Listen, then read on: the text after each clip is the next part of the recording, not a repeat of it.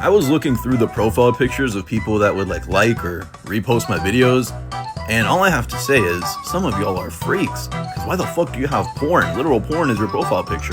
I should not click on your profile to see Hatsune Miku getting back shots as your public profile picture. This is what you want to present to the world? Like, this is what you want your first impression to be? For others to perceive you on the internet? Well, to each their own, I guess. Bro, you should have more views on your stuff. Honestly, I hope this account stays as small and minute as humanly possible. Because at the end of the day, I use it like a diary. That's what it says on the account. I spew my thoughts onto here because it makes me feel better. It makes me feel good. And it's a therapeutic process, which is why this account is more about the journey rather than the destination, you know? I enjoy what I'm doing. For me, this account was already a success. Because, 16, 15-year-old me never would have dreamed of having the ability to talk in front of a camera, much less to the internet in public. So I'm happy, and I'm not really gonna place much importance on arbitrary numbers like followers or likes, because frankly I don't care. I'm happy with where I am in life, and I'm happy with this account. But to the few people that found the account, or to anyone that fucks with the videos or the little fucking talking that I do, thank you. What makes a good mother? Now, although I myself do not have ovaries, nor do I have the capacity of getting pregnant, I have had a mother for about 18 years now, and I've seen a pretty good example of what a good mom is, at least in comparison to what I've seen on the internet. More accurately from Ash Trevino, which is the inciting incident of this entire little rambling session of mine. I would label a good mother as someone who can do two things. Number one, set a positive example for their children, and number two, provide an environment in which said children can flourish and grow. I don't think Ash Trevino is very capable of doing either of those two things, and I'll tell you exactly why. Now, I know that coming on here and saying Ash Trevino is a bad mom is like coming on here and saying that the sky is blue. I'm well aware that this is not a new revolutionary way of thinking, nor do I care. I saw her recently, I saw more videos of her, and the way that she treated her daughters, and it really made me thankful for the mom that I have, because I didn't know that you could spawn in with such an unfortunate debuff in your life as to having Ash Trevino as your fucking mom, because holy shit. So what was the first point that I talked about? Setting a positive example for your children. Ash Trevino sets the example for her two daughters that you should value clout on the internet above anything else, above your loved ones, above your own personal happiness, above everything. You need to be having those numbers on the internet. If you don't have at least 500,000 followers on TikTok, you are basically a bum who doesn't really deserve the right to breathe the same air as the people who have those amazing and super coveted online followers on the internet. I think that's bad, and I'm sure anyone with half a brain could acknowledge that that's bad. To me, Ash Trevino seems like the type of mom who doesn't really value her children more than she values her social media presence. And that's extremely evident not only in the way that she treats them publicly throughout her live streams, but also in the ways that she interacts with her daughters in podcasts. Like that one podcast that she did with that OnlyFans chick. I'm not sure what her name is, but everyone's seen it by now. She treats her daughters like competition, like they're trying to steal the spotlight from her, like they're gonna take her out of the limelight. And keep in mind, she's beefing with 13, 15-year-old girls, and she's like, what, 30-something, 35? Although, that's a whole different topic. She doesn't really set a positive example, because if I remember correctly, the way that she really rose to quote-unquote TikTok stardom, although I use the word stardom very loosely here, because I don't know if I would describe being known as a shitty mother on the internet as internet fame, but I digress. She rose to popularity because her daughters put her onto some dude that they had a crush on from TikTok, and then she started live streaming with the dude, and I think at one point she fucked him. Let's take that little last bit with a grain of salt, because I'm not too well versed in the Ash Trevino lore. But I do know that she messed around with a dude, and she bragged about having sex with him, and, she made a whole song about it as Santos, it smelled well, and it refers to her vagina, which means it's a sexual reference, a sexual innuendo. She's alluding to the fact that Santos, stuck his tongue deep inside of her feline, fine dine on the feline if you will, fucked her, had sex with her, you get it. She goes on parading that, even though Santos is a very young man. I believe he's 19? I'm not too sure, he's young, way younger than her. Younger to the point where I think that age gap in the relationship is damn near predatory, because that's kind of gross.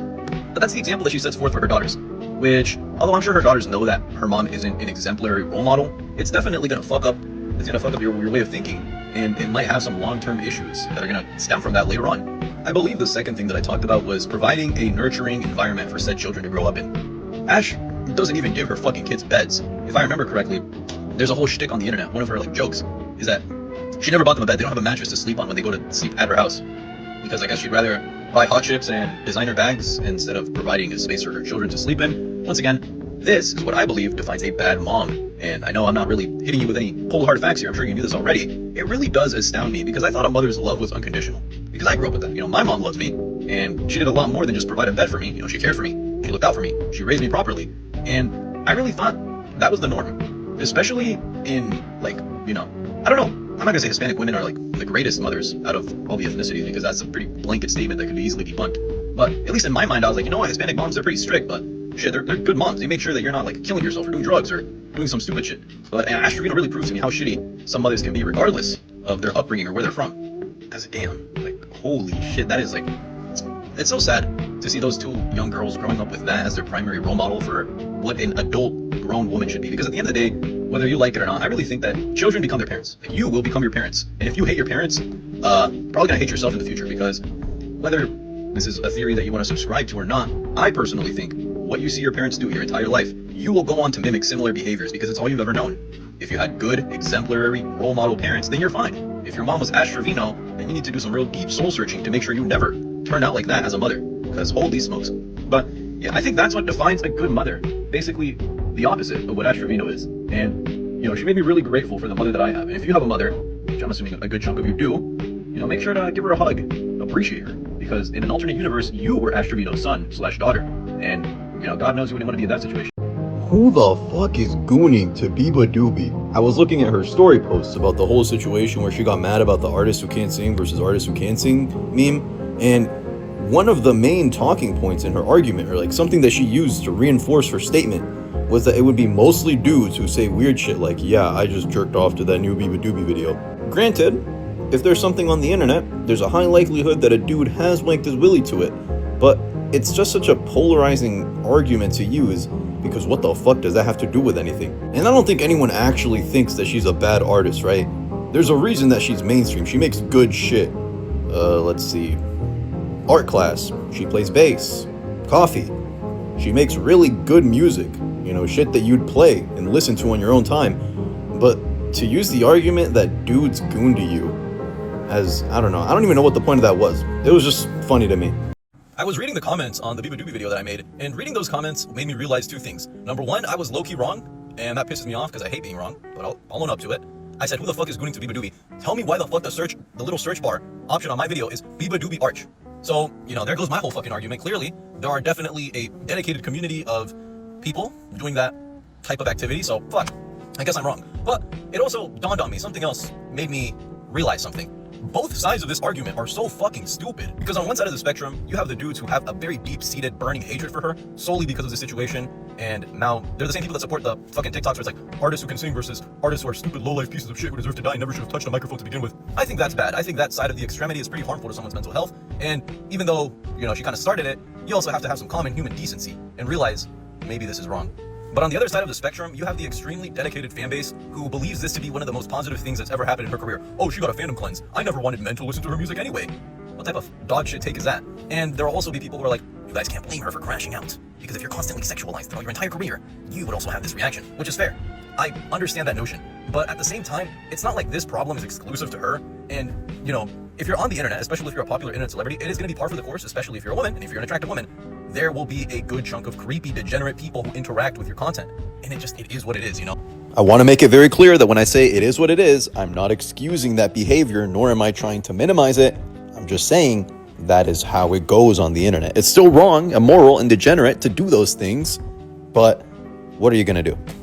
I don't think that should be used as an argument for supporting the notion that all dudes goon to her, or, you know, all her male fan base are pieces of shit who never should have listened to her in the first place. I guess what I want to end this video off with is the fact that this whole thing was funny at first, then it got blown out of proportion, and then she started genuinely getting harassed, which is a pretty shitty thing for anyone to happen, and that's bad. You know, obviously that shouldn't have happened. But I really want to reiterate, both sides of this argument, both extremities, are completely in the wrong. And I don't think it takes a genius to figure that out, but it's something that it personally dawned on me when I was reading the comments. I was like, damn, not only are there degenerate gooner, like there's a degenerate gooner fan base that really does jerk off to her, but there's also her actual fan base of people who are diehard fans of her, who just have the most ass-backwards logic as to why this was a good thing, and why men should never have listened to her in the first place, yada yada yada. I don't know, man. I guess that's just the internet. Loser main characters are an extremely popular character archetype that we've seen all over media. It's basically the foundation for all of shonen. And when done right, this can lead to a very compelling story. But when done wrong, can lead to the most insufferable, boring piece of media that you've ever had the displeasure of sitting through. The main example that comes to mind when I think of a really shittily done loser MC is Kazuya, or Kazuya, however you say his name. This dude was a loser from the start, a loser in the beginning and a loser in the end. You never really get to root for this guy or, really feel good for anything that happens to him because he's just such an unlikable loser. The very, very starting scene of the show is him jerking off to his ex-girlfriend because he got dumped. So then what does he do? He rents a girlfriend. He pays money to have a chick hang out with him because he does not have the social prowess or capability to just get a girlfriend normally. And throughout the entire show, it's just him being a loser, being like a virgin, a cuck, just the most unlikable main character that you could possibly think of. And that for me is an example of a main character who's a loser done wrong. A loser who doesn't really get any sort of improvement. We never see any payoff throughout the struggles and his actions. We never see anything good happen to him. There's no redemption. He's just annoying. And he's just a shittily done character in my opinion. Now, an example of a character who I think is a loser, but he's done right, is Jeremy from Be More Chill. Similar to Kazuya, Jeremy starts off as a loser. The opening scene of the musical is him waiting for the porn on his computer to load so he can beat off to it. So right off the get-go, we know exactly what type of a person Jeremy is. Jeremy is extremely socially awkward, and it's evident throughout the interactions that we see at the start of the show, or musical. Every single interaction that he has is extremely painful to sit through, because he's just so awkward and socially inept, and that really lets you see through his lens how horrible his life is and why he's so desperate to change. So, in his attempts to change, he takes the Squip, the supercomputer that goes into his brain, tells him what to do, what to say, what to wear, and helps him climb the social pyramid. But throughout his actions, they have consequences, such as losing connections with his best friend Michael. He starts to become an arrogant, selfish asshole who doesn't really care about anyone other than himself.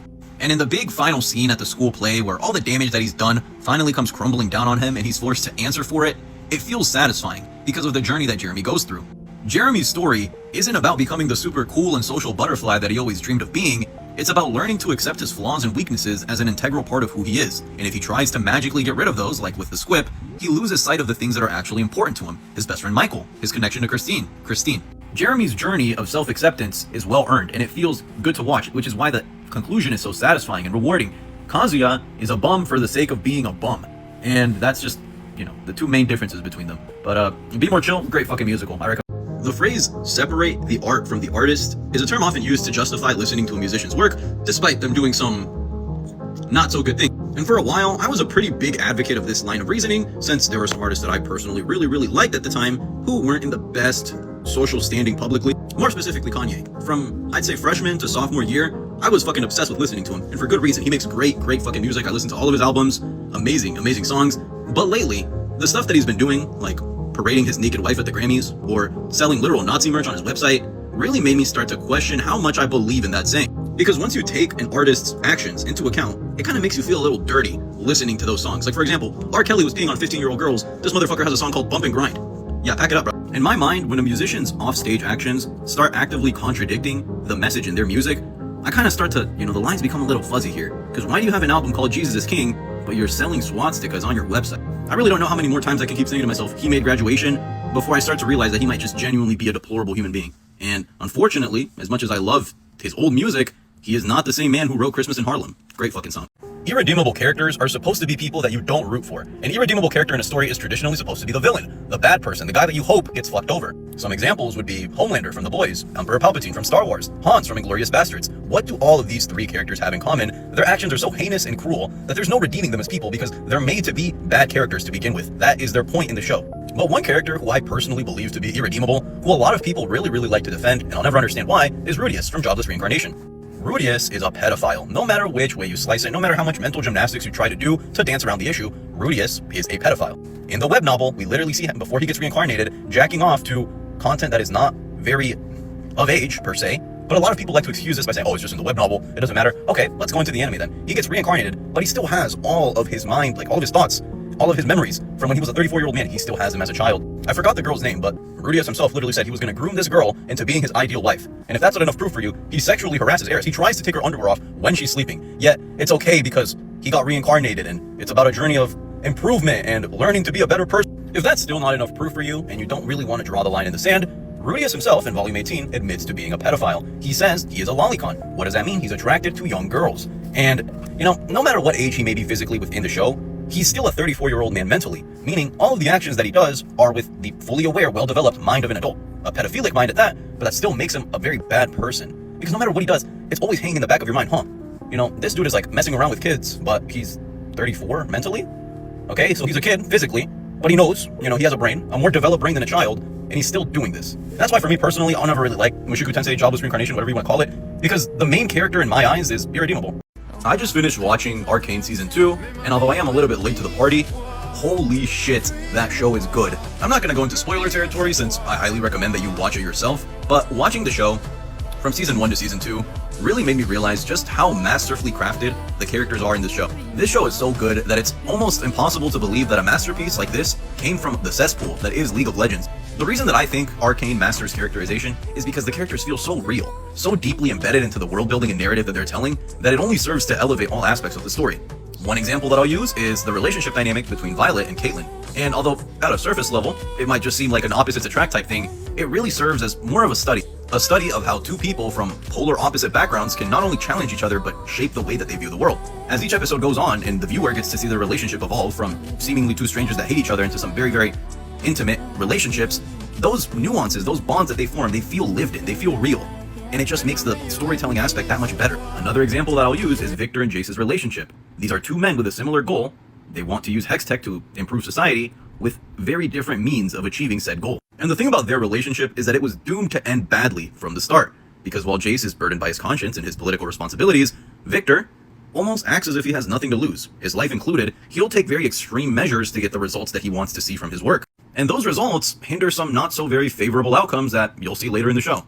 Ultimately, I think Arcane does a perfect job of following the show don't tell rule, because almost all of the character building that we see is shown to us. It's not just told in an exposition dump that you're going to have to remember. We can visually see it through visual cues, through emotional decisions, through character-driven actions. Things like that make the characters feel deeply flawed and very human and very real, which is why the show is that fucking goated. Oh my god. Really, really great show. I don't know if I'd give it a 10 out of 10. I still need some time to think about that, but absolutely recommend. Oh my. Does anyone else have that friend who's just a walking TikTok comment section? Like, not a single original string of words ever comes out of their mouths, because every single time anything that requires even the slightest tidbit of expression happens, they're always gonna have some sort of TikTok comment section saying in their catalog ready to be used at a moment's notice. I have this friend called Zach. One day I'm sitting with Zach at a table and someone brings up MF Doom, a very well-known artist. Why the fuck does he call that elite ball knowledge? Or we'll be in a math class and a motherfucker solves a problem that he couldn't solve, so he hits him with a, "Oh, is you a mathematician?" Or he could just walk up to you and say, "Yeah bro, we left you in 2024, we mass unfollowed you." Or if you tell a joke, he'll say some shit like, "That was mad funny, I'ma follow you home." What do all of these situations have in common? There's no originality in his responses. He's just ripping shit straight out of a TikTok comment section, just like a straight fucking parrot, mimicking the exact same words that he read on the internet. And I mean, it's not a sin, but damn, like, let's put a little more effort into our response. Uncivilized friends are the definition of motherfuckers that you can't take anywhere. These are the same people that stopped maturing past elementary school and just skated by through the rest of life, not really developing anything in the old think department. And the day that I realized this, I really had to come to terms with the fact, damn, some of my friends are fucking stupid. And there's nothing necessarily wrong with that. I still like who they are as people, but if I ever have to rely on them on something more difficult than letting me borrow a pencil in class, I'm fucked. One day, my friend is giving me a ride to go eat for lunch. So it's me in the passenger seat, my friend is driving, and two of my other friends are in the back. Now, we have more friends, 4 other friends who are in a different car. But obviously, we're not all going to fit in one car, which is why they're in a separate one. We happen to come across our group of friends at a stoplight. We're at a red light. Their car is directly in front of ours. So what do my brilliant friend in the driver's seat decide to do? Start fucking honking at them for no reason. You know, just for shits and giggles, because loud noise equals funny. So now he just starts honking at them. We're in a public server, mind you. There are cars all around us. Not only can people hear us, they can see us. And you know, initially I had a little chuckle. I was like, haha, you honked at them. All right, we get it. You know, that was the end of it, right? Wrong. Tell me why the fuck my friends in the car in front of us get out of the car with a fucking ski mask on. He gets out the fucking car with a ski mask on, grabs a water bottle, and throws it directly at our windshield. What was this going to accomplish? So now we're in the middle of the road at a red light. People from our car are going into their car. People from their car are running into our car. Like this shit is a Clash of Clans donation. Keep in mind, we are still in public. We are still on the open road where everyone can see exactly what's happening. And like, embarrassing isn't a word that I would use to describe that situation. More like just disenfranchised. And you know, I'm all in favor of jokes. I love a good chuckle. But are we really going to risk all 8 of us getting sent to fucking juvie over not being able to follow basic traffic laws? And that experience taught me that there really are some friends who are just not ready to be an adult. Which, you know, some people mature at different paces, but fuck. What are we doing? Now, although I've never been drunk myself, I'm well aware how alcohol can make people act very different. And they would probably make decisions drunk that they wouldn't do when they're sober. Hence why a lot of people tend to try and get drunk for social events, because it makes you a more social person and you're more open to talking to people. And although alcohol can have positive benefits to it, like increased social awareness, there's also the other side of that coin where alcohol can make you do some dumb things. You know, search up drunk driving and you'll see how that goes. But at some point, you can't really blame alcohol for all of the things that you do. A wise saying goes, drunk words are sober thoughts. And I really think that statement rings true in this story. There's this guy who we're gonna call Bartholomew. Now, Bartholomew texted a girl. There's nothing wrong with this. Pretty standard procedure. Bartholomew chooses to text her on Discord, of all places. That alone should tell you this story probably does not have a good ending. Now, this girl is in our school, and nothing bad happened over these texts. It was more so of what was said that was a little bit. Long story short, Bartholomew wanted to crack that. He really did. And how do we know this? Well, said girl who received these messages would later go on to show, like, literally an entire table of people, like, just unlock her phone, boom, plop it down on the table. I find this out because people are taking pictures of her phone, looking at the messages. Now, when Bartholomew was confronted about this, his excuse was, I was drunk. Now, if you ask me personally, I think he was fully sober. I don't think he was drunk. Maybe he drank one too many apple juices or, you know, school cafeteria chocolate milk. I promise you, he was not drunk. And that was basically the whole story. Nothing necessarily bad happened. It was more so just a little embarrassing for Bartholomew, because even if you use the excuse of you being drunk, why would you hit up a chick on Discord? That is really where I'm starting to draw the line. Well, what are we doing? And even if it was across any other messaging software, like hitting someone up with the intention to fuck, I know that's not uncommon, but it's a little funny when you get caught in the... But yeah, moral of the story, you don't need alcohol to have fun. You don't need alcohol to feel good. You can have the same amount of satisfaction from getting hammered, you know, blowing some bubbles on top of a sunny hillside on a beautiful Saturday morning. I would personally have more fun doing that than getting drunk and regretting my actions the next day. You know what the current strongest rage bait is? The rage bait meta? It's those fucking slideshows with the audio, you need to nerd out. And then on the next slide, a motherfucker is posting Snapchat, Gmail, Chick-fil-A, and Big Macs. What the fuck are we doing? Genuinely, what are we doing? And don't get me wrong, I'm not here to be the niche police. I'm not gonna judge you based on your interests. But not everyone has low-key interests. Not everybody likes very specific, odd things, and that's fine. Liking mainstream things is not a crime. I like mainstream things. There's a reason they're mainstream, because they're popular and they appeal to a mass audience. They're cool. But I hate it when these motherfuckers are like, oh, I love being a nerd. What do I like?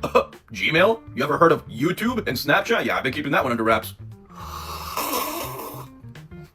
You know, and you know how this is the greatest rage bait? Because the dudes that are posting this shit don't even realize it's rage bait. They're just doing it unintentionally. They're actually just thick in the skull, and they think that liking YouTube as a whole, just being the only human ever to use YouTube, apparently that's a niche interest that you can nerd out over.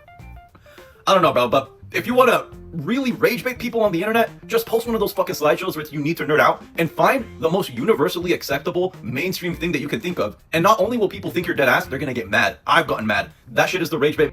To the 25,000 plus men who actually bought Lil Tay's OnlyFans subscription, y'all are some fucking bums. Words cannot describe how disappointed I am in the male species as I am on this day. She made $1 million in 3 hours. I didn't buy that shit because I have a brain. But just even being associated with the same gender that did this bullshit, it makes me want to switch teams, bro. At this point, I might transition. I don't want to play on this squad. What the fuck are we doing? $1 million in 3 hours. She was making over 300 grand an hour, by the way. She made $1 million, more money than most people are going to see in their entire lives, off of an OnlyFans link. Because you motherfuckers did this. Yeah, you can blame her all you want for making the link as soon as she turned 18, but you motherfuckers are the one enabling it. Y'all are the ones that are buying it. I am just extremely disappointed in the performance that I'm seeing. And is it crazy to call the people who bought her OnlyFans pedophiles? Is that a crazy take to have? Because if she's advertising herself as someone who's freshly 18, the youngest creator on OnlyFans, if you as a man are fantasizing about this freshly 18-year-old girl who was a minor not even 24 hours ago, is it a stretch to call you a pedophile? I really don't think it is. This is just undercover pedophilia at this point. But man, I am disappointed. I am extremely disheartened to see the lengths that dudes will go to. It's a sad day. It is a very sad. Who would win in a fight? Nick Wilde from Zootopia or Mr. Wolf from The Bad Guys? Let's get started.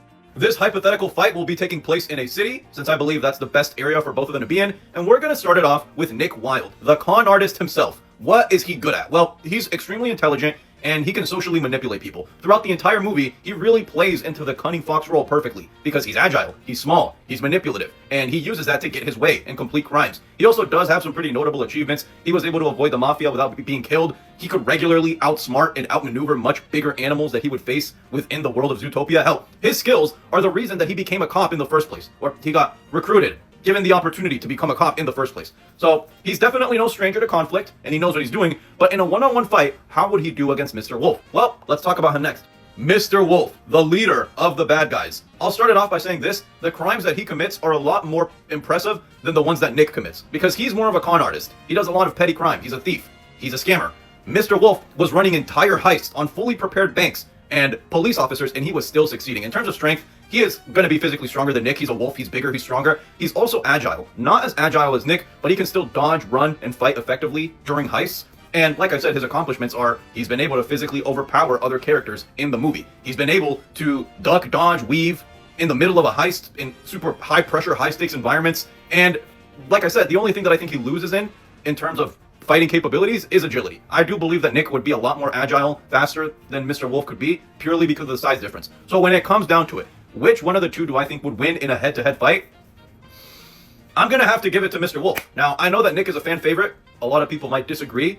And I do think that they're pretty evenly matched. But if it came down to it, I really do think Mr. Wolf has got that one in the bag. YouTube pranks, when they were in their prime, from like 2018 to 2021, was probably my least favorite era of the internet. This shit was just so fucking stupid. I'm surprised there was no YouTube prank where you cut off your own dick and use it as a dildo challenge, 24 hours gone wrong, gone sexual, cops called. If you put the word prank after anything on YouTube, it was fair game. And motherfuckers would eat that shit up every single time. So logically, it encouraged more people to do it and do crazier things to please your audience. It got to the point where this motherfucker who does kissing pranks did a kissing my own sister prank. He was literally just promoting incest. He made out with his own sister on camera, recorded it, posted it, and it is still up on the internet to this day. What the fuck are we doing? This is shameful. This is disgraceful. I don't know how this guy could live with himself at night. And he's not even the worst example. People have died from YouTube pranks. I remember there was this one prank where these two guys staged a fake bank robbery, but they had knives. So the fucking bank teller or somebody in the bank shot them. Like, they just killed him. They just fucking slimed him out. Because what else was he gonna do? It was self-defense. Was the YouTube prank worth your life? Was it worth it? You didn't even get to post the prank. I don't know, bro. I'm much happier with the new era of content that we have now, which is mostly prey catching. That's the main meta that I see right now. I fucking love pred hunters. Predator hunting videos are some of my favorite things on the internet. But old YouTube pranks, ugh. Yeah, I'm not gonna lie, I am fresh out of things to talk about, so I'm gonna do this one more time. And the first time I did it, I really regretted it, but I hope it's a little better this time. Whatever the top comment is on this video, in the next 24 hours or so, I'll dedicate a video to that. Please, please, please, don't make me talk about some bullshit. I do not want to have to talk about Yuri versus Fuda. Please give me a topic that has a little nuance and depth that I can actually converse about. Something a little bit more intellectual per se, that'd be nice. That'd be ideal. Beggars can't be choosers, I know, but just step it up just a little bit. If you could be famous on one social media platform, which one would it be? In this hypothetical, you can choose any platform in existence. YouTube, TikTok, Snapchat, Instagram. It can be international. You can be famous on Chinese TikTok, Rednote. You could choose Reddit. You could choose Steam. That counts as a social media platform. Twitch, Kick, anything at all that can be counted as social media in any sense of the word. You can snap your fingers and now you are instantly famous. But you're not just famous, you are extremely famous. You are known as one of the premier content creators on that platform. When people think of that platform, they think of you. You are basically the poster boy, the golden child for whatever social media thing you choose. So which one are you choosing? Well, I started thinking about this, and I would honestly choose YouTube because that feels like it just has the longest longevity and best chance of making you set for life. Because, you know, if you have a loyal fan base on YouTube, you're basically chilling. Every single time you post a video, you'll get like 1 million views for a Let's Play, and then boom, your rent is paid for the next 3 months. You're fine. I don't know if I'd want to be extremely famous on TikTok. I feel like virality comes and goes a lot more on TikTok than it does on YouTube. On YouTube, if you become a staple creator, you're chilling. But you know which one I'll never choose? Do you know what the worst option to choose is in this hypothetical? Reddit. If you choose to be a famous Redditor, when you have the chance to be a Twitch streamer, a YouTuber, or something that could actually make you real money, and you choose to be known as a professional Redditor with the most Reddit karma, no hate to Redditors, some of them are really helpful, and not all of them are bad, but I feel like being known as a celebrity on Reddit is more so like a punishment and a humiliation ritual than it is anything good. You're not making money, everybody looks at you with disdain, so realistically, what are you getting out of this? But yeah, for me, I'm gonna go with either YouTube or Twitch. Those feel like the two best options. Cabby Lame is a shining example to me that anything is possible. Truly, anything is possible. Whenever I get discouraged and I think that I'm not going to meet my goals or I'm feeling a little bit under the weather, I look at Cabby Lame and that shit motivates me. Why? Because this motherfucker became a sensation, garnered internet fame, got God knows how much money. He's wealthy as fuck now, and all that he did was do this. That's it. You see this? That is everything that he's done on the internet summarized into a single gesture. That's it. That's literally it. And this motherfucker got 300 million followers off of that shit. Let me make it clear. I'm not hating on him. Good for him. Genuinely, I'm happy for him. Good shit. But, oh my goodness. If it was that easy, I wish that I would have done that shit sooner, bro. For the amount of money that he's making, bro, I would only do this. I'd sit there 8-hour shifts of just putting my hands in the air and acting confused. Because if you don't know how he initially got super duper popular, I'm sure that you do, he would just react to videos of people doing stupid things or just videos in general. And he would look confused. He'd be like, that was it. So then people liked it. And then a lot of people liked it. And then a huge amount of people liked it. Fast forward to present day, he has his own toy line and he also walks the red carpet. How the fuck this even happened, I don't know. But he is an example that you should never, ever give up. Because if he can become one of the biggest celebrities on the internet by simply making a gesture, then what's to say you couldn't achieve a tenth of that with a little bit of hard work, you know? Cabby Lame is definitely an enigma. Probably the most unique internet celebrity that I've ever seen. And you can't hate the guy. He literally just does this. Why would you be mad at that?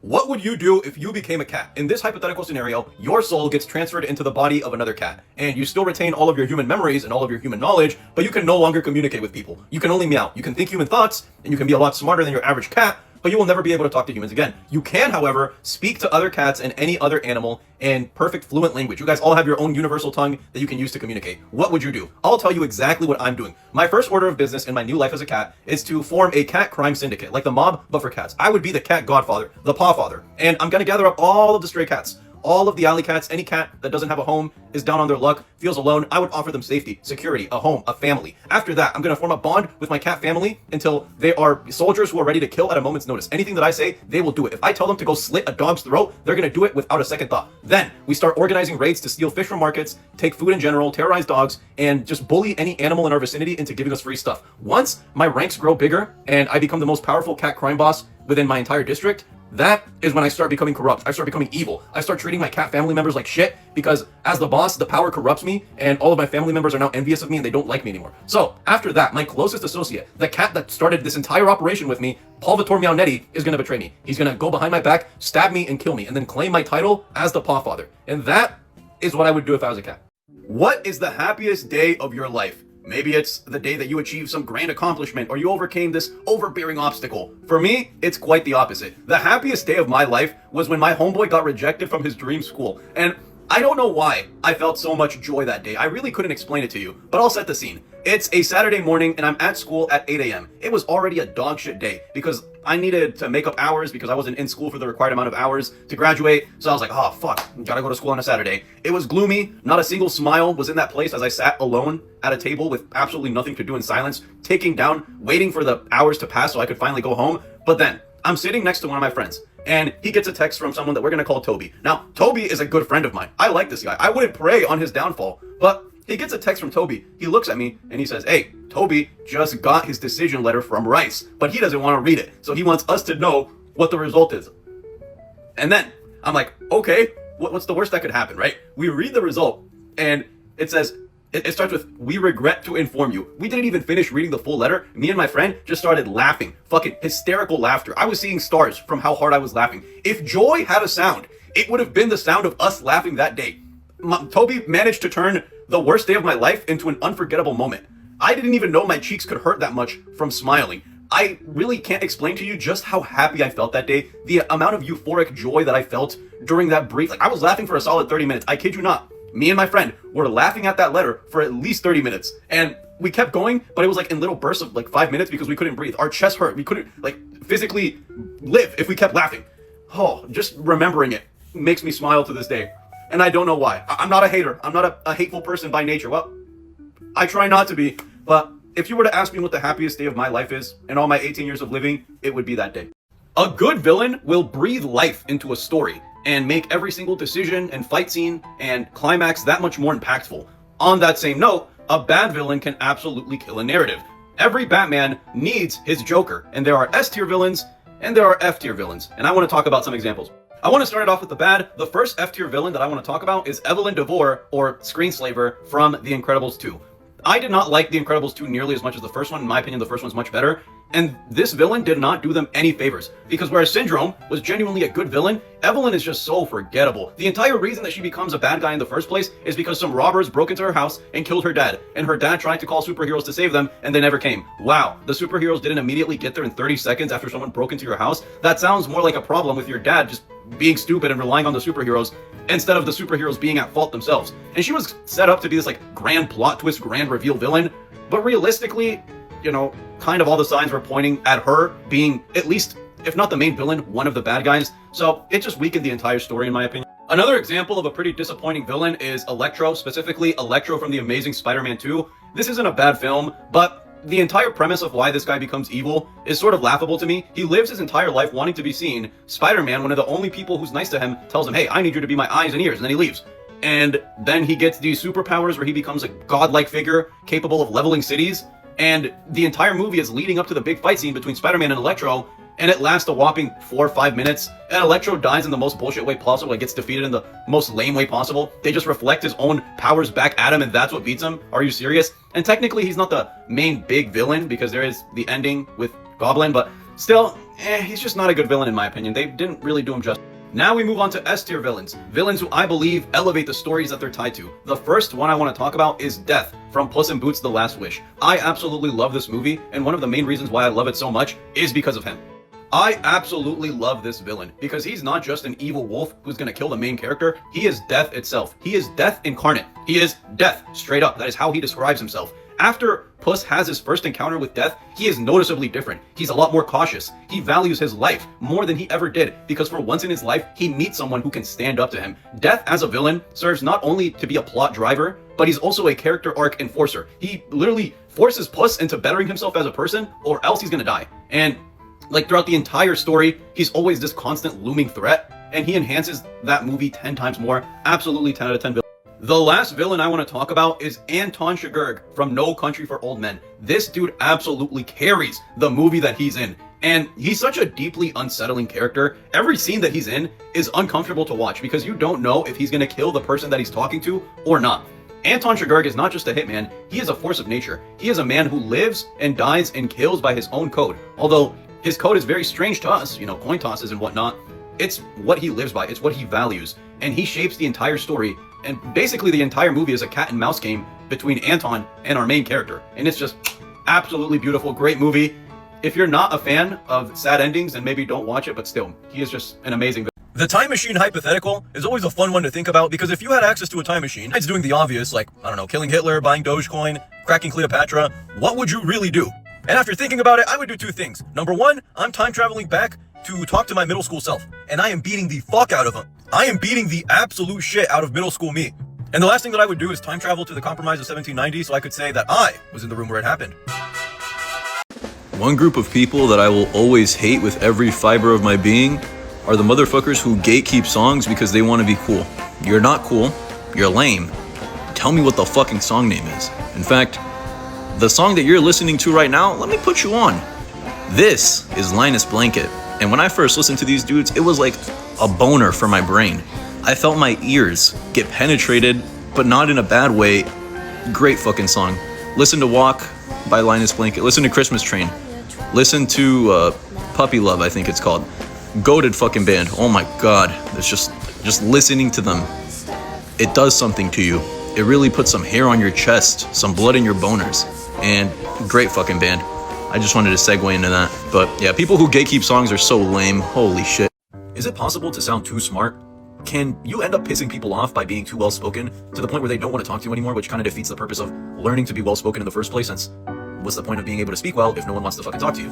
And the reason that I'm thinking about this is because I've always wanted to be more well-spoken. I believe myself to be a pretty average individual when it comes to speaking, and it's something that I yearn to improve upon. It's something that I personally really am passionate about. I'd love to learn how to string the right words together, to always have the perfect verbs and adjectives to convey the emotions that I'm feeling. But I came across a situation on the internet that made me question how valid that want to be able to speak better really is. Because there's this creator called Umichi, and if you guys don't know her, she makes like videos on TikTok where she edits herself, like really heavily edited videos. It'd be like me editing any imperfections in my face and posting it, and that's the content.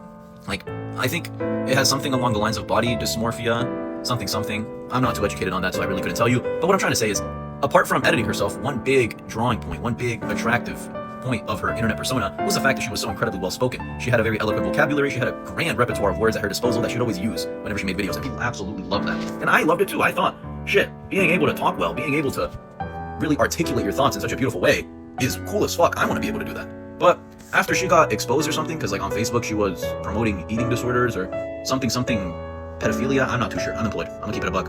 I didn't really have time to look into that. All I know is that she's a bad person now. That's the general internet consensus. And now the same people that were praising her for her amazing speaking ability are the same people condemning her for trying too hard to sound smart, or sounding like ChatGPT, because the way she speaks just sounds so robotic because the words are just too advanced and there's too many syllables in them for them to sound natural in a sentence. And that made me think, do people like people that are well spoken, or do they just like her? Like, will people not fuck with you if you speak in a way that sounds overly smart, or in a way that sounds like you're blatantly trying too hard to sound intelligent?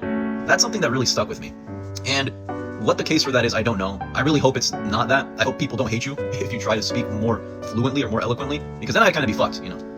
My efforts for the past 3 years are straight down the shitter.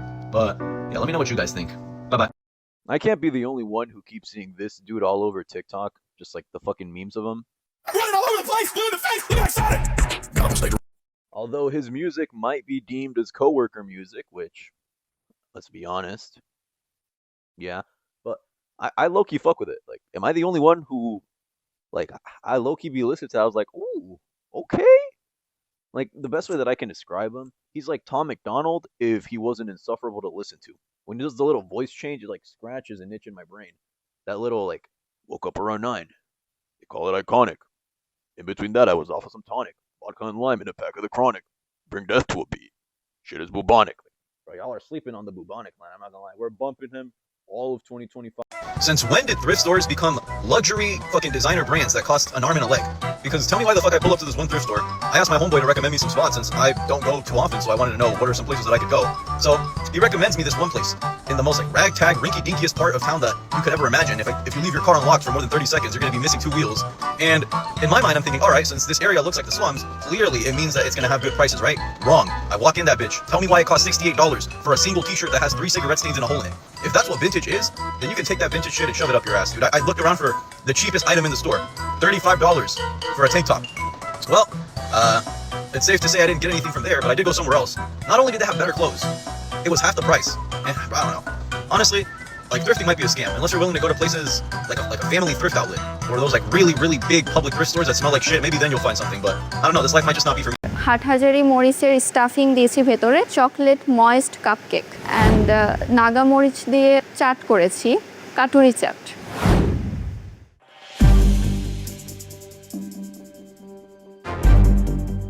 এখানকার black scar folder top scorer হয়ে আপনি dates নিয়ে বারবার কেন খেলছেন?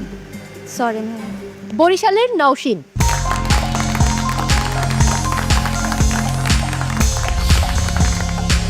হেমা দাচ্ছি, এটা হচ্ছে ভুটানের ন্যাশনাল ডিশ। সাথে হচ্ছে আমি চাষির চিনি গুঁড়া চাল দিয়ে একটা রাইস করেছি, শুধু ঘি অ্যাড করেছি। আর করেছি টাং টুইস্ট শ্রিম্প নাগা মরিচ দিয়ে, আর হাটহাজারি মরিচ দিয়ে ডিলাইট করেছি চকলেট নাটস অ্যান্ড ডেটস দিয়ে।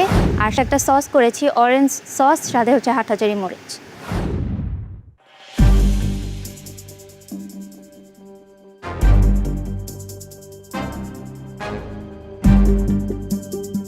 ভুটানের ডিশ বলছেন, নামটা বলেন? ইমাদাচ্ছি।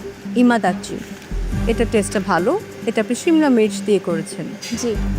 আপনি এমন একটা চিলি চুজ করেছেন যেটা ঝাল নেই। সো চিজটা ফ্লেভারটা নিয়ে নিয়েছে পুরোটা। সো ইমাদাচ্ছি হয় অ্যাকচুয়ালি কোনো দেশের ন্যাশনাল ফুড যদি প্রেজেন্ট করতে চান, আপনাকে ওই রেসিপিটাই ফলো করতে হবে। আপনার নাগা মরিচের প্রন অনেক বেশি ঝাল, প্রনের টেস্ট বাকি সব টেস্ট ভুলে গেছি, আর অনেক টক। আরেকটা ভুল ডেজার্টের, হাটহাজারি মরিচ দিয়ে ডেজার্ট কেন আপনারা করতে যাচ্ছেন? আমি তো এটা আপনাকে বারবার ধরবো যে আপনি এখানকার black scar folder top scorer হয়ে আপনি ডেটস নিয়ে বারবার কেন খেলছেন? Sorry ma'am. Nice try, thank you. Naseen, আজকে আপনার কনসেপ্টগুলো ভালো ছিল, থট প্রসেসটা ভালো ছিল, বাট এক্সিকিউশন একটা ডিশের হয়নি। এটা খেতে ভালো লাগছে না, এটা খাওয়া যাচ্ছে না, এটার অথেন্টিসিটি আপনি নষ্ট করে দিয়েছেন। আচ্ছা, থ্যাংক ইউ। নসীন সবসময় আমাদের যে চমৎকার চমৎকার ডিশেস প্রেজেন্ট করে এসেছে, আমরা কিন্তু সেটা দেখে অভ্যস্ত। তো এনিওয়ে আজকে ওই জায়গায় কোথাও একটা বড় ঘাটতি দেখতে পাচ্ছি। তো তারপরে বলবো সব কিছু মিলিয়ে ভালোই ছিল, good try, thank you. Thank you Rasul question. Awesome, ঠিক আছে।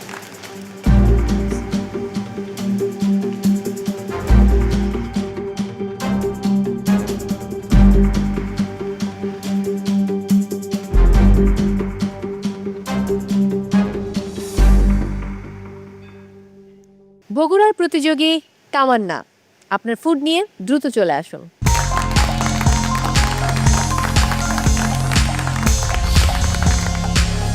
চিকেন স্টাফে শিমলা মরিচ করেছি, আর সাথে একটা তেঁতুলের সস দিয়েছি, আর হাটহাজারি মরিচের স্টাফিং দিয়েছি ভেতরে, chocolate moist cupcake and Naga মরিচ দিয়ে চাট করেছি, কাটুরি চাট।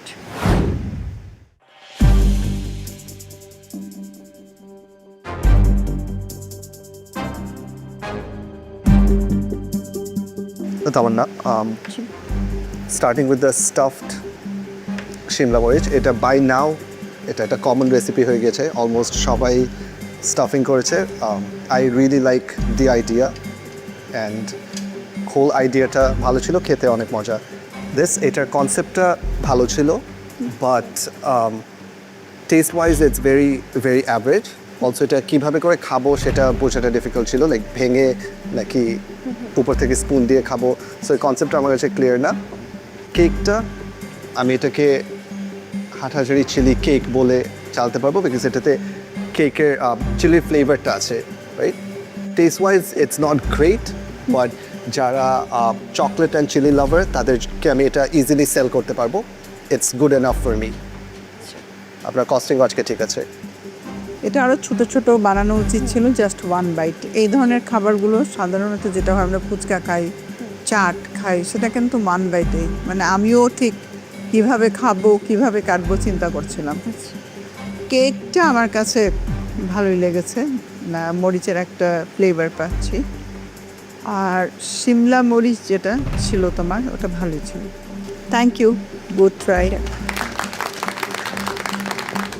চিকেন শিমলা মরিচ অসম, দেখতে সুন্দর, আর কেকটাও খেতে মজা। যদি বাট পাপড়ি চাটের আইডিয়াটা আপনার আমার মনে হয় এটা ঠিক হয়নি, মানে পাপড়ি চাটের এই এত ঝাল মরিচ একটা দিয়ে এক বাইটসের পরে আর নিবে না, এরকম একটা বিষয় হয়েছে। বাকি দুটো রেসিপি দারুণ ছিল। Thank you. থ্যাংক ইউ তামান্না।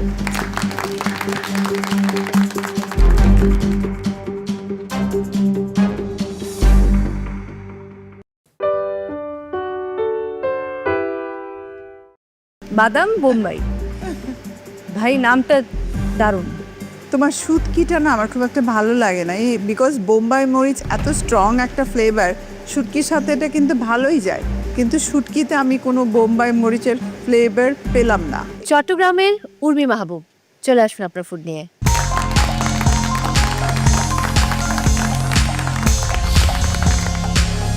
হাটাজারি মরিচ দিয়ে একটা বিফ বোনা, আর বোম্বাই মরিচের লইট্টা আচারি, আর একটা করেছি পাটি সাপটা দিয়ে শিমলা মরিচ দিয়ে ক্রিসপি কেক।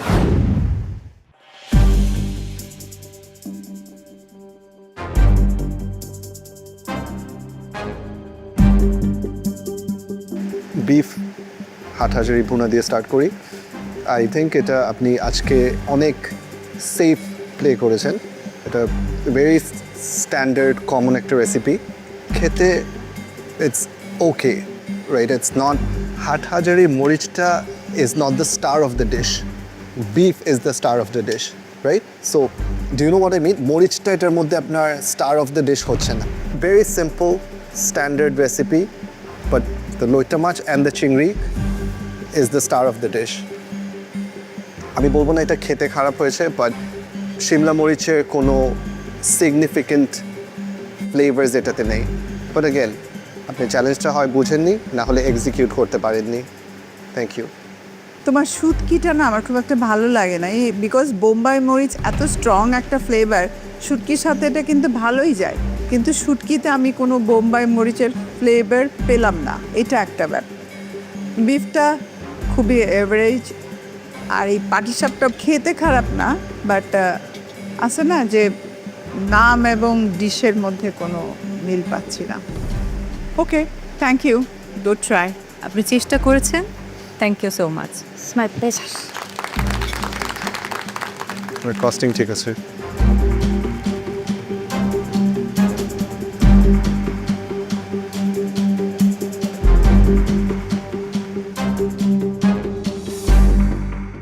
এবারে আজকের সর্বশেষ প্রতিযোগী নওগাঁর জুয়াইডিয়া, চলে আসুন।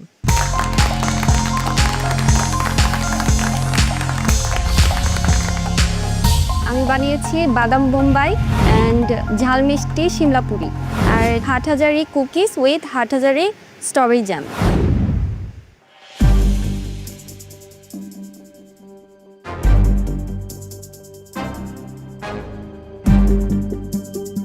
কুকির ভেতরে যে চিলিটা দেওয়া হয়েছে ফ্লেভার পাচ্ছি, ভালোই লাগছে আমার। আর বাদাম বোম্বাইটা স্পাইসি ঠিকই আছে, বিশেষ করে বোম্বাই মরিচ যেটা সেটা একটু ঝাল হয়, তো আমার কাছে অত খারাপ লাগেনি খেতে। আর সিমলা মরিচ যেটা খেলাম একটু ফ্ল্যাট লেগেছে, আর এইটা আমার কাছে আসলেই ভালো লেগেছে। বাদাম বোম্বাই, ভাই নামটা দারুণ। পিনাট বাটার আপনি দিয়েছেন নিশ্চয়ই?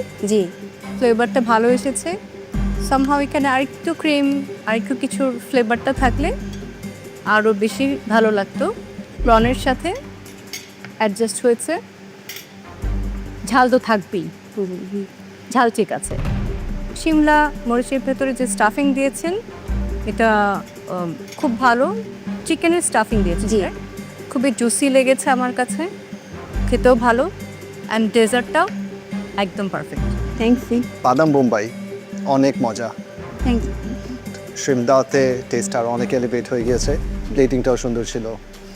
এটা একটু সিম্পল ছিল, প্লেটিংটা একটু বেটার হতে পারতো, but the flavours in it are really good. কস্টিংও ঠিক আছে, সব কিছুই ভালো।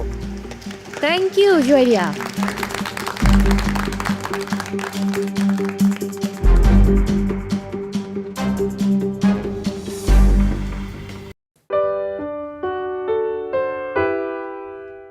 গত পর্বে ব্ল্যাক স্কার্ফ হোল্ডার সাফাইয়াত তার ব্ল্যাক স্কার্ফের পাওয়ার প্রয়োগ করে 10 মিনিটস কমিয়ে দিয়েছেন নিশাতের। তো নিশাত, আপনি চলে আসুন, আপনাকে 10 মিনিট বসতে হবে।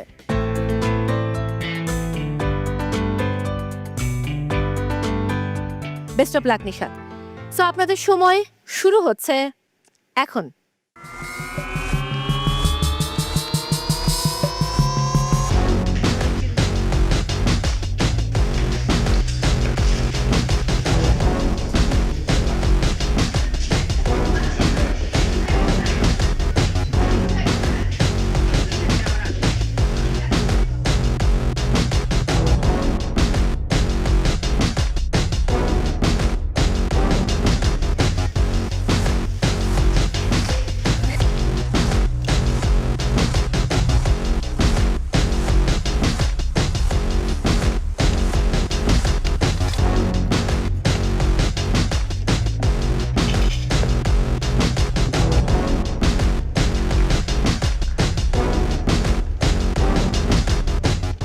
নিশাত, আপনি পর কাউন্টারে চলে আসুন।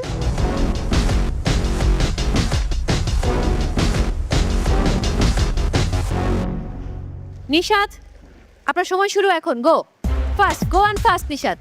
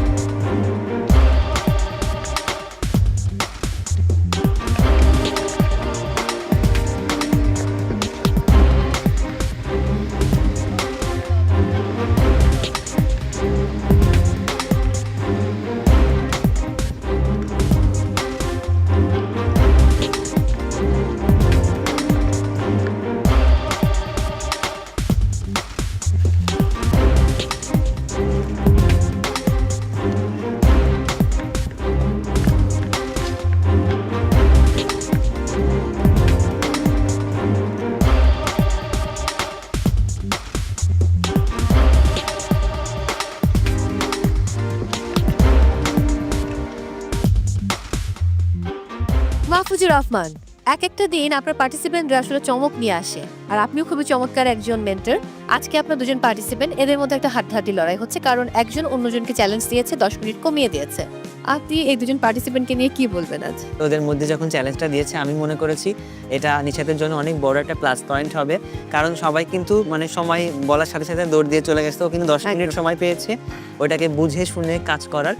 আমি আশা করি ও অনেক ভালো করবে, আর যারা সাফায়েত আমিও আশাবাদী ওর উপর যে সুন্দর করে ও কাজটা রিসিভ করতে পারবে। সাদিয়া তাহের, আপনার পার্টিসিপেন্টকে কেমন দেখলেন? আশা করছি ভালো করবে, বাট যেটা দেখছি আসলে সময়টা খুবই কম। এটা আসলে খুবই প্রেশার টেস্ট একটা, সো অনেক প্যানিকড অবস্থায় দেখছি। আই জাস্ট হোপ কি এক্সিকিউশনটা ভালো হোক। নাদিয়া নাতাশা, আজকে নতুন পার্টিসিপেন্ট আপনার, ফেরদৌস আর দুজন পার্টিসিপেন্টকে আজকে আপনি ডিল করছেন।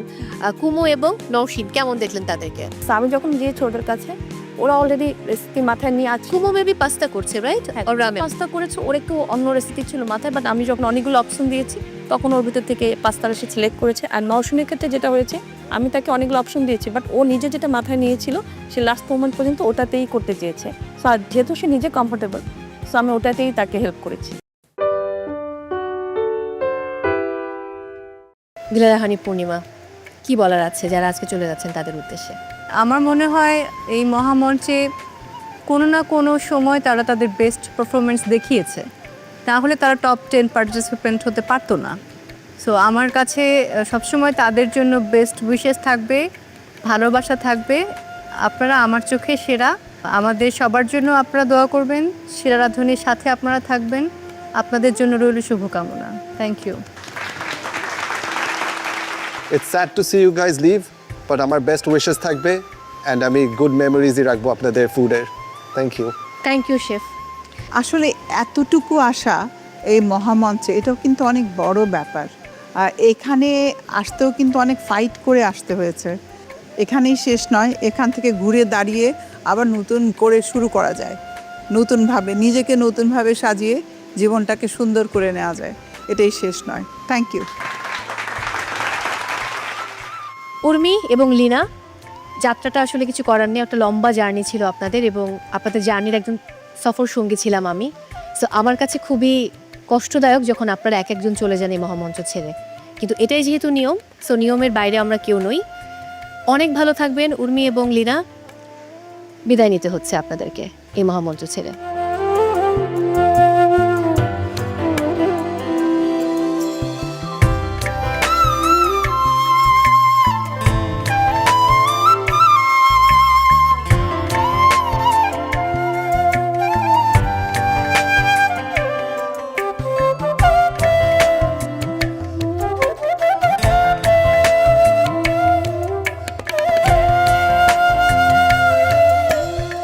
ফাইনালি বিজ্ঞ বিচারক 4টি দিন শেষে এবং 4টি চ্যালেঞ্জ শেষে আমাদের টপ 10 থেকে বিদায় নিল দুজন পার্টিসিপেন্ট, উর্মি মাহবুব এবং সেই সাথে শারমিন, সাবা, লীনা। আমরা পেয়ে গেলাম আমাদের টপ 8 পার্টিসিপেন্টসকে। Congratulations to all.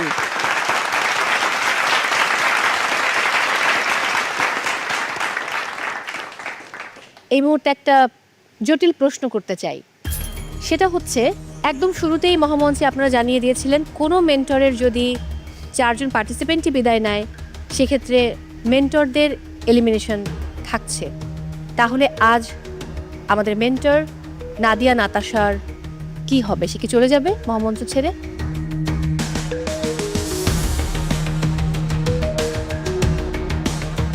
না, অবশ্যই সে আজকে মহামঞ্চ ছেড়ে চলে যাবে না। আমাদের চ্যালেঞ্জটা দেওয়ার রিজন ছিল যাতে মেন্টার্সরা একটু স্পেশাল অ্যাটেনশন দেয় অ্যান্ড চ্যালেঞ্জ হিসাবে এটাকে নেয়। It was just a format of the show. আমরা চাবো না যে নাতাশা আমাদেরকে এখান থেকে আজকে ছেড়ে চলে যাক। এটা শুধু নাতাশা না, আমরা কোনো মেন্টার্সকে এখান থেকে বিদায় দিতে চাই না, বাট যেহেতু তার মেন্টি সব একে একে করে চলে গিয়েছে, তার মেন্টরশিপের জন্য কোনো পাওয়ার থাকছে না। সে আমাদের সাথেই থাকবে, এই মহামঞ্চেই থাকবে, বাট আনফর্চুনেটলি তার কোনো মেন্টি নেই। জি ফেরদৌস স্যার কিছু বলতে চাচ্ছে? যেহেতু টপ 8-এ আমার 4 জন পার্টিসিপেন্ট আছে, আর আমরা 5 জন মেন্টরই এখানে কোনো পার্টিসিপেন্টকে আলাদা চোখে দেখি না। আমাদের কাছে যে ভালো করবে সেই আমাদের কাছে সেরা। আর আমি মনে করি আমাদের পাঁচজনেরই এই টপ 8-এর উপরে অনেক আস্থা আছে, তাই আমি চাই যে মেন্টরস টাইম আউটে নাতাশা আপু আমার পার্টিসিপেন্টদের মধ্যে যে কোনো একজন বা দুইজনের সাথে তার টাইমটা শেয়ার করুক। আরে বাহ,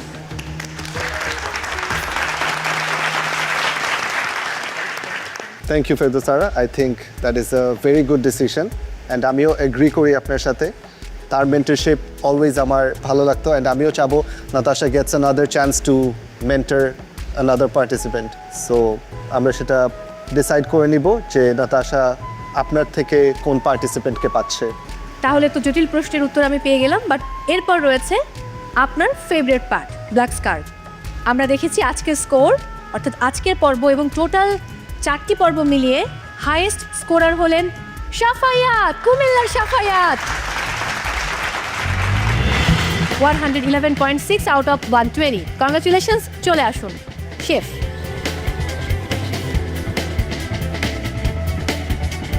Congratulations, Shafayat. You made history today. Thank you so much.